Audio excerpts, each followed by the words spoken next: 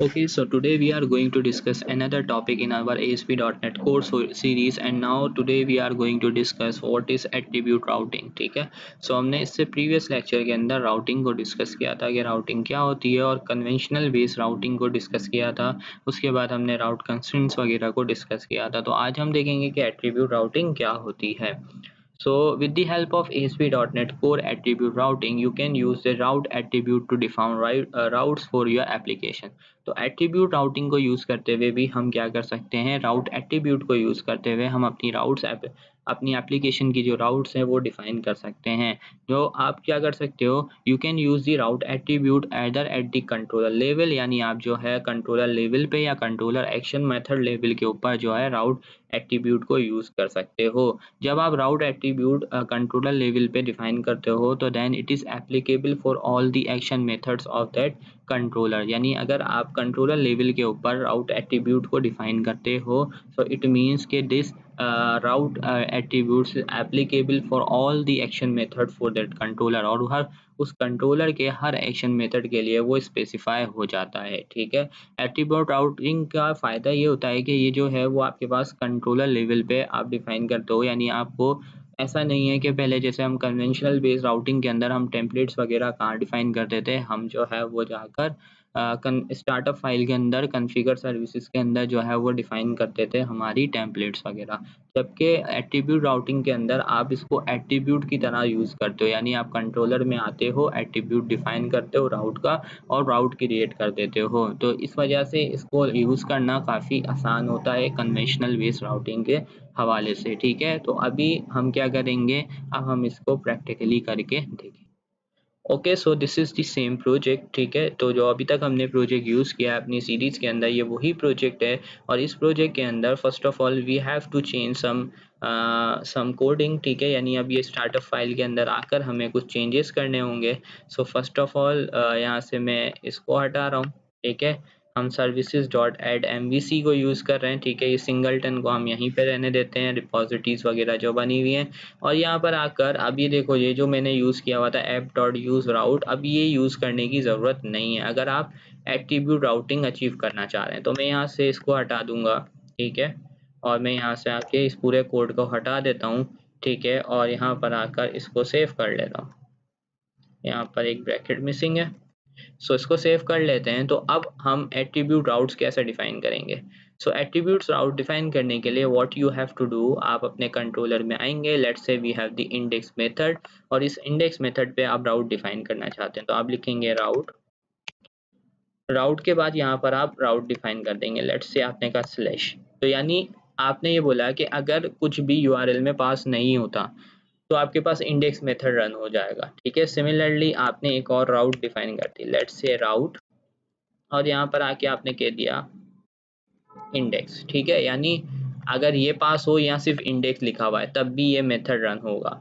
और आप इस तरह से भी स्पेसिफाई कर देते हैं कि राउट, हेयर वी यूजिंग अनदर राउट, तो वी कैन से होम, और वी कैन से टेस्ट, क्योंकि हमारे कंट्रोलर का नाम क्या है, टेस्ट स्लैश इंडेक्स। ठीक है, सो अब देखो आप यहाँ पर मैंने एक मेथड के लिए 3 राउट्स डिफाइन किए हैं, यानी अगर हमारे पास ये मिलता है तब भी ये मेथड रन होगा, अगर ये राउट के अंदर मिलता है यानी URL के अंदर तब भी ये मेथड रन होगा, अगर ये आपके पास URL के अंदर मिलता है आपको तो तब भी यही मेथड रन होगा। इसको वेरीफाई करते हैं, रन करते हैं और देखते हैं कि क्या ये बिल्कुल एक्यूरेटली वर्क कर रहा है हमारे पास। सो यहाँ पर आकर देखें, अभी मैंने कुछ भी यहाँ पर पास नहीं किया है।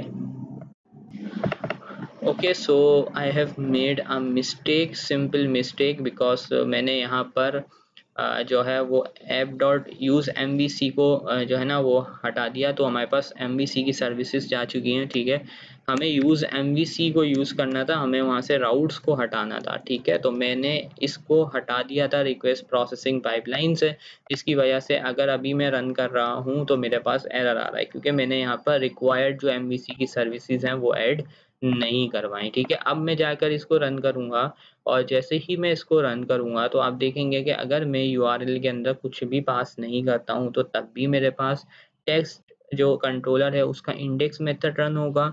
अगर मैं URL में इंडेक्स पास करूँगा तब भी यही मेथड रन होगा। देखें, मैं लिखता हूँ इंडेक्स तो तब भी यही मेथड रन हो रहा है।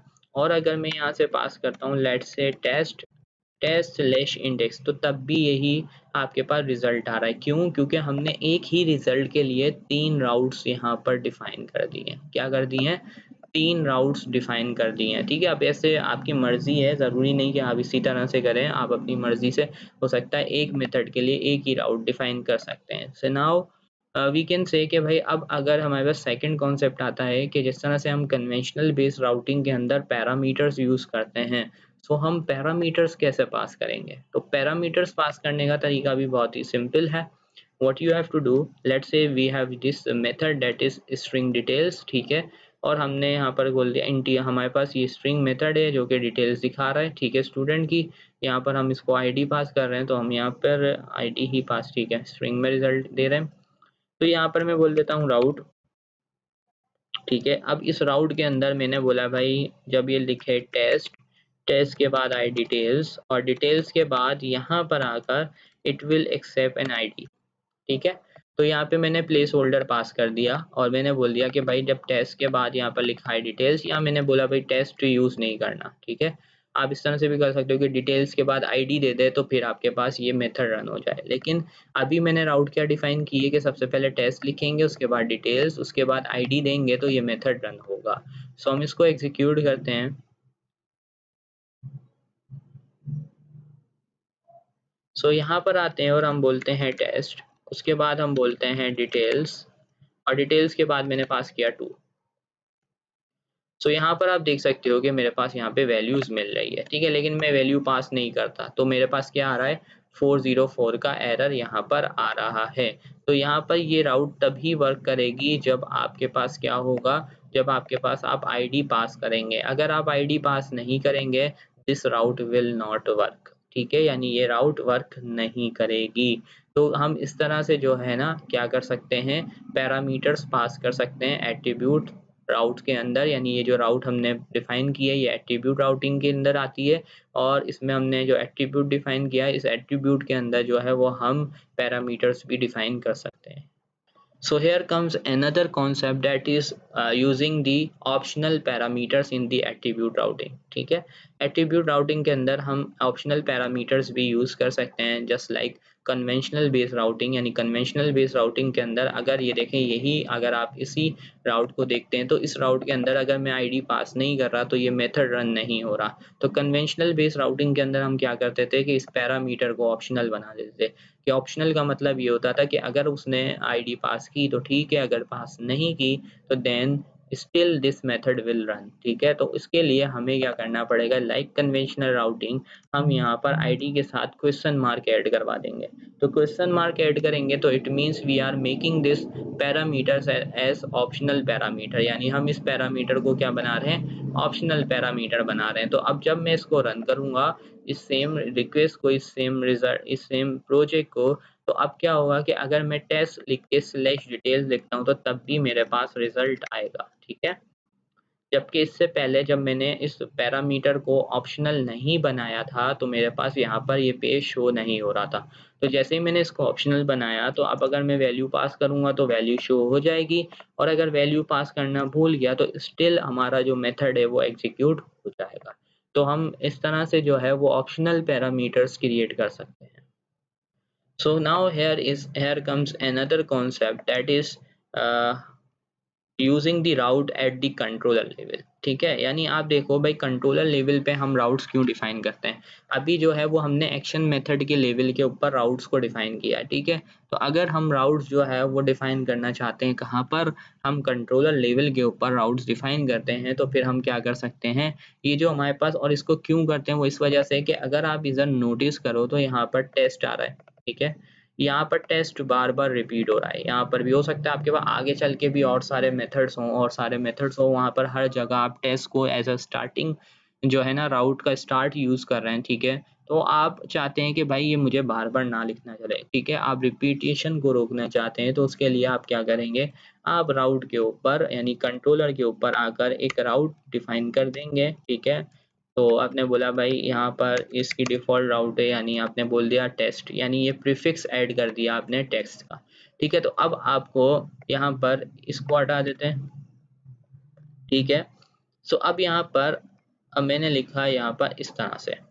तो अब जब मैं क्या लिखूंगा, टेस्ट लिखूंगा, तो ऑटोमेटिकली ये वाला मेथड रन हो जाएगा। कौन सा मेथड रन हो जाएगा, ये टेस्ट वाला मेथड रन हो जाएगा। सिमिलरली अब यहाँ पर भी मुझे टेस्ट लिखने की जरूरत नहीं है, टेस्ट जो है वो ऑटोमेटेड जो है वो यहाँ पर ऐड हो जाएगा। क्यों, क्योंकि मैंने यहाँ पर ये जो है वो ऐड कर दिया है कंट्रोलर लेवल के ऊपर। तो ये सारे मेथड्स के अंदर अब बाय डिफॉल्ट ऐड हो जाएगा। और उसके बाद आपको हमेशा जो है जब भी इस कंट्रोलर के मेथड्स को कॉल करना होगा तो first you have to pass the test, उसके बाद आपको अपनी राउट को यूज करना होगा। जैसे यहाँ पर मैंने कुछ भी नहीं दिया, तो इसका मतलब क्या है कि मैं राउट को यानी अपने पास प्रोजेक्ट को जब रन करूंगा, तो अगर मैं कुछ भी पास नहीं करूंगा तो हमारे पास ये वाला मेथड डिफॉल्ट में रन हो जाएगा। ओके, सो क्योंकि मैंने यहाँ पर ये खाली पास किया है तो मुझे सिर्फ टेस्ट लिखना पड़ेगा। ठीक है, सो मुझे यूआरएल में जाकर क्या लिखना पड़ेगा, एटलीस्ट टेस्ट यहाँ पर लिखना पड़ेगा। ठीक है, टेस्ट लिखूंगा तो ये रन हो जाएगा।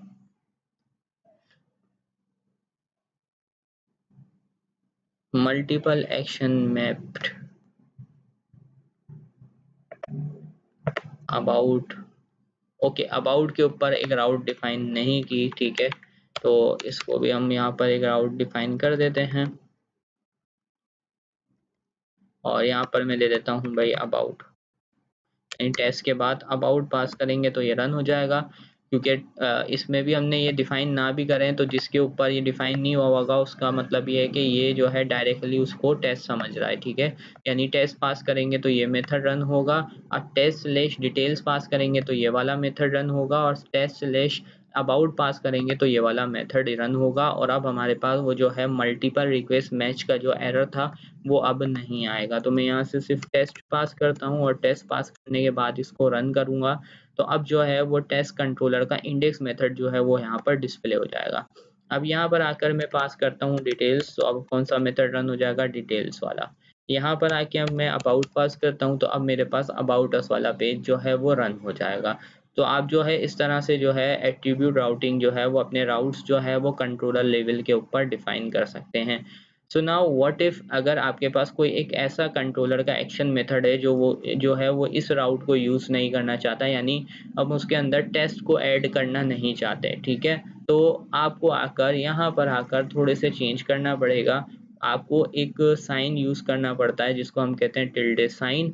तो आपके पास क्या होता है, आपके पास ओवरराइड हो जाता है, आपके पास जो है राउट का जो प्रीफिक्स आपने ऊपर डिफाइन किया होता है वो यूज नहीं होता। सो यहाँ पर आके आप लिखेंगे टिल्डे और उसके बाद स्लैश दे देंगे।